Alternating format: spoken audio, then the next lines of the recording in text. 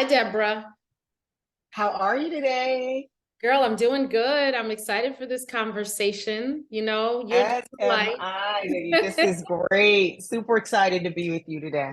Yes, so I have to tell the people, Deborah is someone that's relatively new in my life, although I've been seeing you since COVID, right? That's right. That's exactly right. I think we finally were just like, Who what's your are name? you? Yes, yes. It was one of those COVID experiences where, we all found ourselves outside and walking and moving, and we happened to be on those same streets. So I'm really, really glad that post COVID, we made the space to really connect. And I get a chance to talk to you about some really interesting things.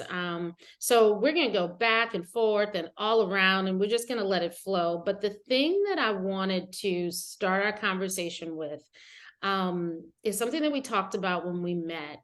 And that is this notion of doing it all, having it all as a driven, motivated woman. And the many dimensions and shapes that that takes when we give ourselves these different titles and category, right? So there's mom, there's wife, there's sister, auntie, all the things. There's so many things, corporate interest, career interest, all the things, right? Yeah, And yeah. I don't know who figured out how to do it all, but girl, the book that wrote me, Proven Not Perfect, was the acknowledgement that I can't. Um, and So good. So good. when I said that to you the first time and you shared with me, oh my goodness, you actually have really spent some time thinking about that, and bringing forward the conversation and even bringing forward strategies. It's like, we have to talk. We have to. Yeah. My daughters have to hear this. So tell us a little bit about who's Deborah Porter and why does all of that resonate for you? So Deborah Porter is a reformed perfectionist. Girl. She is a woman who has always done things right. She's always played full out, and there's always been a great reward at the end. But Mm, at the collision of work, life, and family, it just wasn't happening in the same way. And wow. so, what I had to do was give up this whole idea of being super mom, right? Yes. This whole idea of having the perfect kid who goes to the perfect school. We live in the perfect house. I'm Mm, cooking the perfect meals. The weight of perfection yes. really does rob us of our peace Where does it because come from? Where does it come from? I I mean, think something comes from the idea that we could possibly be her. mm, Right? Supermom, if we think of the term supermom, right, and where it came from, we know it came from Superman, right, who was a 1950s, character. But what we forget is that whole thing was a character. It was a costume. wow. And what we've decided is, okay, that wasn't real, but somehow I'll make it real, right? Yeah. I'll make Supermom real. And it's killing us. Mm, Not only figuratively, but really in reality. We've had I've had three girlfriends die of heart attacks in Jesus. the past 5 years, younger than me. Mm, I believe it. And it's the stress of it is wearing us out. So outwardly, we may look fine, Yes. but there's a book called The Body Keeps Score. Mm, And that is true. mm-hmm, Our body wears the stress. It may not look like it, mm-hmm. but your organs, the functioning of your physical body is going to carry the stress of it. That's And right. so at some point, you just have to decide, you know what? Not only am I not striving to be her, that's impossible. And I'm actually going to walk in the fact that I'm not her. It's Mm, not going to be perfect. And I'm good with it. And I yeah. think we give other women permission to do the same thing when some of us step up and say that. I love that. We give other women the permission to do the same thing when we step up and say that, right? Absolutely. Um, does it come with a trade-off? So here's what I'm thinking. The statistics are telling us that there's an increasing rate of female graduates at all levels of education, on up to the top, we're killing the game. Statistics will also tell us that, as far as women being shepherded into career-oriented opportunities, the numbers are really increasing in our favor. Now, stats would also say that as they start cutting at the top, we don't seem to be emerging up there, right? And so I suppose that's where I'd like to talk about what is it that drives all of us for the cattle call of this. And then we don't ring the bell because either we self-select ourselves out or we get cut in the process because we're caring for too much and quite frankly can't compete the same way, right? How does that resonate for you as you think about the work that you have brought forward? I think part of it is, because here we are in July, as we're recording this at the moment, it's the National Sandwich Generation Month. So we're not even just talking about raising kids. Many of us, if you're in your 40s, chances are not only are you caring for your kids, but you've got your foot in on how your own parents are doing and how your own parents are aging and what kind of support may they need. And do I even know where their stuff is if something were to happen? Could I walk in their house, get to their papers, and know exactly what their plans are and what their wishes are? So it's just the weight of it is a lot. And so I think many times you'll find some women are a little gun shy of the C-suite stuff, of the opportunities, of the possibility, because we've already been told and we've already been force fed, well, you're gonna have to take care of X, Y, and Z. This is waiting for you too. So part of this is that the men in our lives have to begin speaking up. Wow. The men in our lives are going to have to start taking their full parental leave, whatever that looks like. This whole idea of maternity leave and the mother needing time with the child, both parents need time to bond with the child. And so it really is going to begin to speak volumes when men step into this whole idea of working parent, very flat-footed, and making it very normal. You know what? I got pickup duty today, so I'm leaving at 3 today. Or my name is on the emergency contact at school, not my wife. Yeah. Right?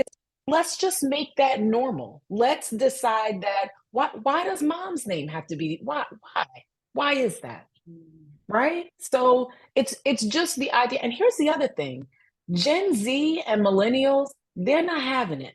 See, they have understood the whole thing around mental health. Yes. And their own wellness in ways that generations before us just kind of powered through and didn't give it the attention that it needed.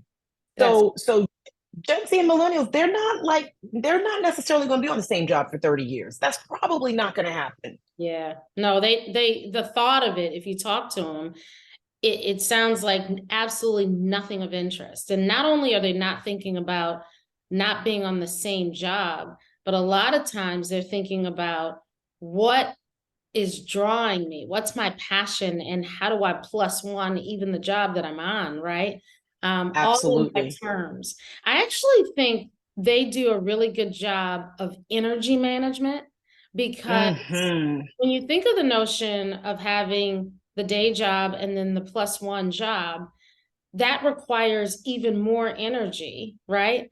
But they're willing to manage things as a portfolio, their life as a portfolio, knowing what's important. And I think they do that really well. The rest of us— I would agree. They do that well. And the other thing they do well is, this whole idea of the employee value proposition. Once upon a time, it was, how do I make myself appealing to this employer? Their thing is, how are you making this appealing to me? What are you giving and offering me that would make me as the talent, right? As the one to catch. Yes. What's attracting me to you? They just understand that differently. And so as they are beginning their families, the whole idea around mental health, their family structure, what caregiving and parenting looks like for them and serves them and their family, they're just much more vocal around it, and they're willing to leave. Yeah. They're willing to walk out the door over it if a meeting of the minds can't happen. Mm, They're brave in that way. they really are brave. Wow. I actually think that that's a word that sort of underpins so much of this. It's bravery, right? Mhm. Wow. So, okay. So were you always this wise? So take us back. Let's go back again, Deborah. So I know I interrupted you because you said something and I just didn't want to miss it. But were you always this brave? Tell us a little bit about your journey. Absolutely not. So I met my husband in college. We were college sweethearts. We're, young and working and having babies. And, it got to the place where, and this happens to a lot of women, it got to the place where the cost of childcare Girl, talk. was about what my salary was. Yes. The question became, is it worth it? Right? Mhm. Childcare is what your salary is. Is this, and my husband was completely up to you. I was a criminal investigator at the time, loved what I was doing. But I walked into daycare one day and one of our clients was there picking up their kid. Mm. And I just thought, with what we're dealing with and the cases that we deal with, Mm. I wasn't comfortable with clients knowing where my kids were. It's Yes. one thing to know where I work, where the office is, but to have access to where my kids are, for me, it was a game changer. Yeah. So I decided to come home. Hmm. I quit the job. I came home, and I remember that first week of being a stay-at-home mother. I sat on that bed. I was crying. My daughter was crying, and like we were all crying for all different reasons. Like everybody was because what did I just do? What is a stay-at-home mom? What am I supposed to do with myself? Yes. And so I quickly understood in that moment that it can't just be about being a mom because I'm still a woman. I'm still me. And these people are leaving our house at some point. So Wow. if I wrap everything that I do in motherhood, what happens when they leave? I don't want to be that woman screaming and crying at graduation, right? I don't want to be that lady dropping her kid off and she can't pull it together. Like, I need to Because she's still. seeing her whole invested life. Like, okay, what do I do? So Yeah. who am I, right? If that becomes the thing, Yeah. then who? Like you'll always be a mother, but you will not always be that day to day mothering, right? Kids won't need that all the time, and Mm. so for me, it became very important. So even in those moments, I had to carve out what was for me, and Mm. I think we forget that. I think that we forget we are worth still carving out. Like I'm still me. I'm still Deb. Like I still need what I need. I still need my moments away. I thrive and hear and grow in silence. That's impossible when you got 3 kids and a husband in the house. It's never silent. There's That's never quiet. mm-mm. So that means, every quarter for 3 days, I'm out. Like, here's what y'all need. Here are all the emergency phone numbers. But making sure that in all that you're doing, in all the needs for people that you're meeting, that you're not the one that's being neglected. Yes. That's the longevity of it, right? Oh my Mhm, God. mhm, So, all mhm. right. So if you are so bold and brave to make this call and to make this change, um, and you're intentional that you don't want to end up with everybody walking across stages, graduating, and you're sort of like, okay, what next? Mhm. How then did you lean in and cultivate what would be that hum that you had to keep going so that you had something when everybody was walking out the door? How did you do that? What are the strategies that somebody, who's listening to this is trying to pull it together? How can they keep some semblance of creativity, quite frankly, in space? Yeah, I think at the beginning of this, you have to always remember that no matter how much your people love you, they cannot read your mind. Wow. And if you're not speaking and talking and verbalizing what it is you need, how it is you're going to make it work, informing people, okay, folks, these are the 3 days that I'm really considering not being here. Is anything crazy going on that you absolutely need me for? As opposed to, I think I can go. Can I go? No, no, no, no. Yeah. This is what I need. This Mm, is how it's going to look. Is that going to conflict with anything? So the first thing is really stepping into it and wow. understanding that you don't need permission for what you need. You Mm, just need to communicate what you need. that's Because no matter so how good. much people love you, they cannot read your mind. And I've worked with women that will say, well, we've been married 15 years. He should know. No, it Mm-mm. doesn't work like that. She won't get to 16, whoever that is. Nope. It doesn't work. It doesn't work Not. like that. It's not. Yeah. And the other thing is we change, we Yes, we do. grow. That part right there. We What change. I needed at 35, at Yes. 58, yeah, that's not It's that's not. not it no more. It's not. Mm-mm. Yeah. No. So knowing for yourself what that is and then finding a way to communicate it is really important. The other thing is I wish you could see this in my office. Let me see if I can hold this up. Maybe you can see it. Do you see that sign? I do. Yes. No is a We complete sentence. I had to say that out loud.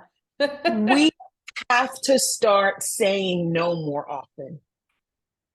And I know I've heard and read these articles, the year of yes and saying yes. And was it Shonda Rhimes? I think said Yes. that she lived a year saying yes. I'm sure there's a place for that. But I have found the women that I work with are saying yes too much to, Yes. to too many things. Yes. We've been saying And this. I don't know who said no. I mean, God bless. Shonda Rhimes is absolutely love amazing, her, phenomenal, love love her, her. right?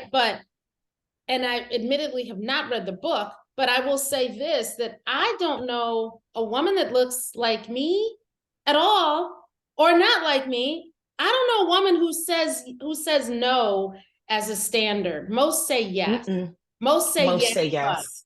most say let me consider, right? Because for whatever reason, that is just our natural channel. It is. And if we say no, we feel bad instantly and we start Hello. offering all these explanations about why we have to say no. Like, Yes. no, I'm unavailable to help this time. Mm-hmm. And just let the awkward silence sit as opposed to, oh my gosh, I wish I could help, but my Mm-hmm. dog ran away, my sister broke her foot. Mm-hmm. Like, don't nobody care about all No, that stuff. nobody cares. They just wanted their yes. They Don't just nobody care about all that. look. So so just be able to say, I'm not available. I'm unavailable to help. And here's a form of self-care that has served me well. I do not answer every phone call that comes in. I will let a call go to voicemail and Mhm. look right at it as it's ringing. I That's right on. Oh my God. It's I, true. I Such a just need a minute. I Mhm. need a minute to see what you're out asking, to Mhm. take a minute to formulate my response, and then I'll call you back. But we're so Johnny on the spot. Or those phones make us feel like we just got to be on the spot and ready And at look, everything. Deborah, now it's the phone, it's the text message, it's the email, it's all of it. It's the watch. It's the Like it's watch, just right? Yeah, everything. So it's too much. that's a nugget. That is a nugget. Let's all, first of all, get comfortable with the pause. I think that is absolutely a thing that, if we haven't reflected on it, we need to. But then the other Yeah. thing is setting up boundaries. Like when the phone call comes through, I don't feel like I have to answer it right away. Unless it's an emergency, unless it's in that phase Right. list that Exactly. but Right. having the space to be ready and prepared to receive the conversation that's on the other end, that's huge, right? It Um, is. It yeah. is. We have to start receiving things on our terms and when it's right and feels good for us, Mhm. as opposed to at the whim of whatever, whoever. It's just it pulls to the point because for me, I had to manage my capacity, Mhm. right? And people will assume of you. Yes. Well, she stays at home. She's not working. So Mhm. listen, I had a girlfriend, no names, Yes, no who names. actually no names put We're me just down as talking tea. We're not we're giving just it. talking. We're just talking. We're just talking. She put my name down as her emergency contact for her kids, but never asked me. Oh, that's lovely. because you stay home, you're at home, I'm at work. You know I have to work. No. And I didn't know it until her kid's school called me because her kid was sick. And they went to the same school, and I said, no, I said, that's not you getting our kids confused? Like, that's not my kid. And they're like, no, no, no, you're on the emergency contact. Wow. So Okay. I immediately called her and I was like, girl, what happened? What are we doing? What? I didn't think you would mind. Oh, yeah. No. So, so it's that kind of thing. People will assume of you and Yeah. she'll do it. She'll do it. Mm-mm. And if you do, They'll let you. They'll let you. And that falls understand you're setting a precedent. yes. If you do, because in our minds, we're like, oh, I'll just do it this one time. But that's not how that works. Yes. Yeah. And so we've got to begin to be really clear with what our boundaries are. Mm. And obviously you have the right at any point to shift them, change your mind, but it's a better framework to start from a place of boundaries so people begin to understand how to treat you, how to talk to you, and what to expect from you. That's inside your house and outside your house. Yeah, that's right. That's right on. Honestly. So it's stepping into it. No permission. It's no is a complete sentence, right? All by itself. Yep. And it's establishing those boundaries. I think those are three really, really useful nuggets. You can't even say enough about it. Okay, so now let's talk a little bit about this in the context of your business, what you do with Porter Systems LLC. I know that you're not only sharing the good word and the good tools, but you're also working with corporations and with executives in this realm. What are the types of conversations that you're having with executives who are leading large organizations with this consideration, right? Because I know for me, it just became trade-off, right? Trade-off decision. So husband stays home or whatever the thing is, right? Which when you look back, you're like, well, that's a little extreme to require, somebody else to sort of put their goals and aspirations kind of, on hold per se, right? I think what you're bringing forward are strategies that allow a more holistic plan and solution for families as somebody does ascend in their career, whatever that career may be. Yeah, I think we're beginning to, some of the trends, right, that are being talked about in 2023 and 2024. One of them is we're having to reimagine HR. We're Yeah. having to because it's not what it used to be, right? Some places are actually changing their whole HR setup. They're now So tell called me, what does that mean? What does that mean? Because that's very interesting. wellness officers, right? Instead of HR, they've now shifted that HR department is now a complete wellness office. So what are we talking about? We're talking about autonomy. We're talking about you being able to decide as an employee and as an individual, will you work remote? Will you come in? How will that look?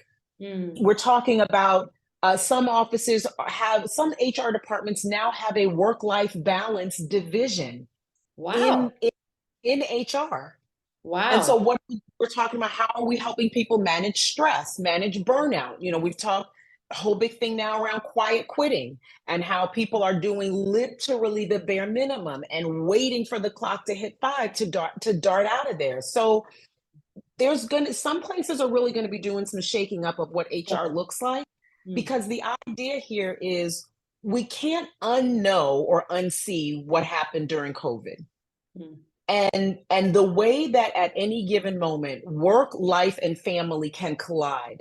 And Yes. so how are we setting up systems in a way that still allow people to thrive, to be able to get their job done, right? Working parents want to do their job. What Mm. they don't want is you telling me, well, it's back to office or it's Mm. back to work now. Well, what you think we've been doing? What do you mean back to work? What do you The think we've been doing? extremes, the extremes. It's interesting because I think that is probably the biggest thing. And I know you'll get more on the themes, but that's probably one of the biggest things as I talk to, you know, different associates about post-COVID. It went almost overnight from work from home to everybody back in the office, forgetting that messy middle where people had relocated to be with elderly, ailing parents given post-COVID traumas and Yes. situations. So now you've got that happening where I know some younger families who are on, both parents are on flights because they made a move for such a reason during COVID. I believe that that list of best companies to work for and that list of companies that are continuing to do outstanding on the stock market are going to be those that figure this equation out, because you're onto something. 100%. You've nailed it on the head. Because here's the thing, right? We're saying these quick switches of back to work when the childcare industry has not even caught up from COVID. Yes, no, it has. So now I don't have childcare because my neighborhood childcare center is not even open, or if they're open, they are woefully short-staffed. Yes. And so they're only taking, certain ages. My kid doesn't fall in that age, but my kid's also not in school yet. And Yes. then, you just mentioned the post-COVID trauma. We're not even talking about it. We are not. We're We are not not. even talking about it. No, we're As not. if, I okay, heard well, COVID, myself say it and I was like, I don't think I've heard anyone say this. no one's talking about it, as if there has not been trauma from what we've just experienced. So, the lists continue to go on and on, where people are having to revisit their parental leave policies. Yeah. What does that look like? Why are we giving dads 2 weeks off? If that mother happened to have had a C-section, of which I had 3, your body has not healed itself in 2 weeks. You cannot be at home taking care of yourself and a baby in No. 2 weeks. Hmm. So we're having to reimagine and look at things differently. And I think one thing that, many of these employee resources groups were obviously in effect before COVID, but we have seen a bunch of them spring up since COVID. And employee resource groups are a great place for parents, working parents, whatever the ERG is for. It may be working parents, it may be African American, it may be around LGBTQ, whatever it may be. What it provides is kind of this safe space. And so you're creating community at work. Hmm. And people are looking for, how can I connect meaning to the work that I do? You mentioned it earlier, right? Gen Z and millennials, they're big on their passion. Yeah, they are. They're big on that. And so workplaces are going to have to begin to figure out, how do we connect that kind of passion and meaning to work? If we want to attract and keep great talent, best places to work they're doing it. But others are going to have to get on board with that too.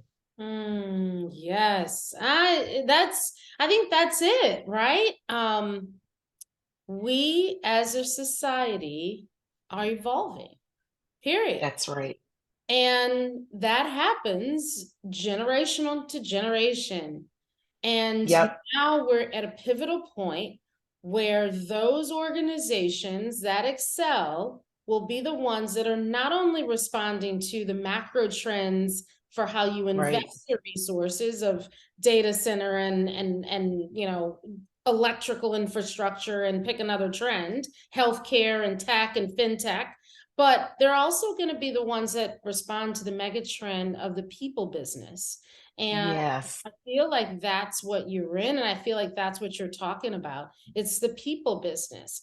You know, as I say the words people business, and I think about one of those trends of, AI and chat GPT and on and on, I think the counter to me would be, okay, yes, there's a people business, but there are also some trends that are disrupting that, right?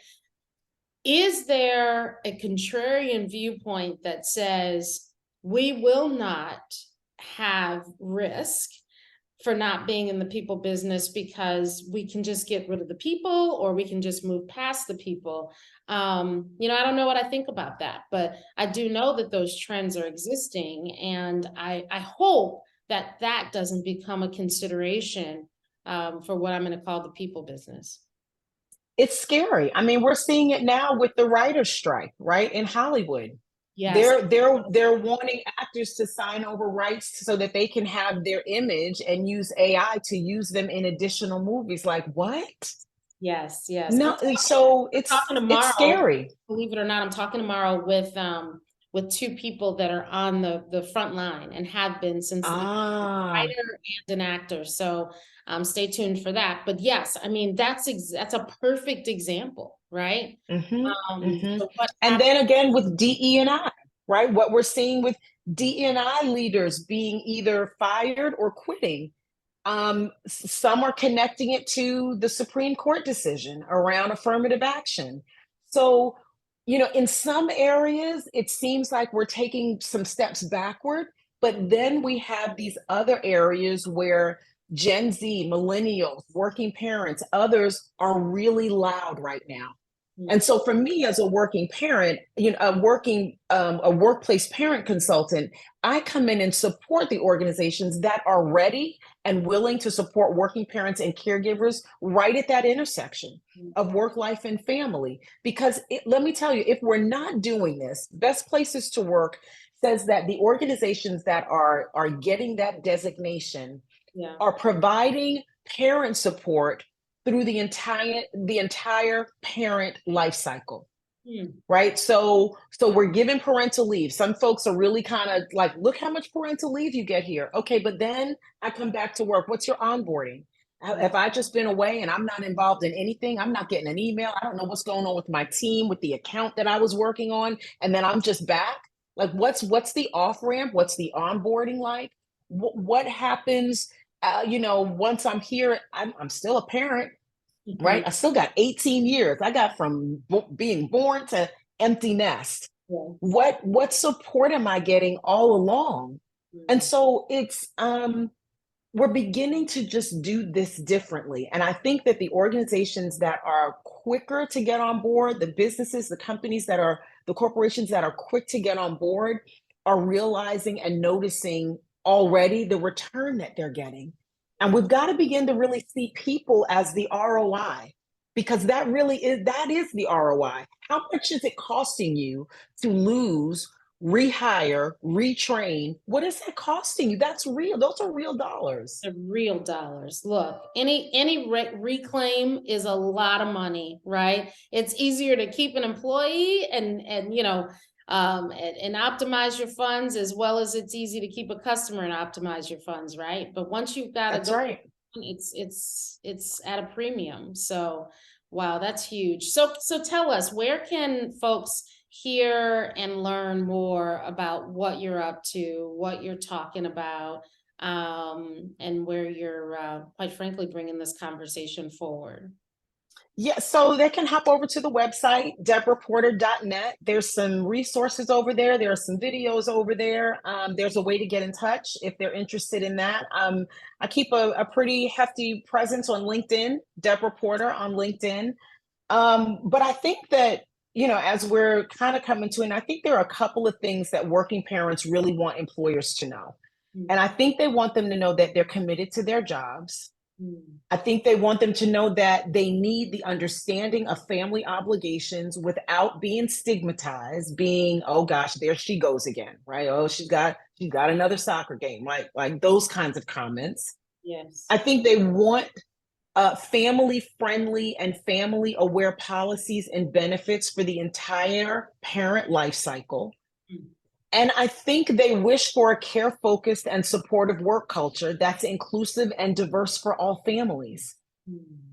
And I think if we're working towards those goals, and if we're pushing towards that, here's what McKinsey and Company says. McKinsey and Company says you can experience the great attrition or the great attraction. The Okay. choice is yours. Wow. Yes. And I What think for the people have to think about that. Which do you want? And are you willing to put in the work to get the one that you want? man, that is a quote. That is a word. I would say the other thing that I feel compelled to bring forward and just amen what you're saying is you can't peanut butter spread it. It's not one size fits all. And Right. the winner, I think, in the attraction game in particular, will be mindful, like you've taught us. The people business requires us to be mindful of the people and where they may or may not be at that point. And solutions, that don't look one size fit all. And no Yeah. attached. So that's huge. Yeah. It's really Yeah. cool. Well, I went on your website and I saw, some really wonderful talks that you've done. For everybody to know, Deborah's been featured by some amazing media outlets, ABC, NBC, Fox, the Today Show, some of our favorites, right? Some of my favorites for sure.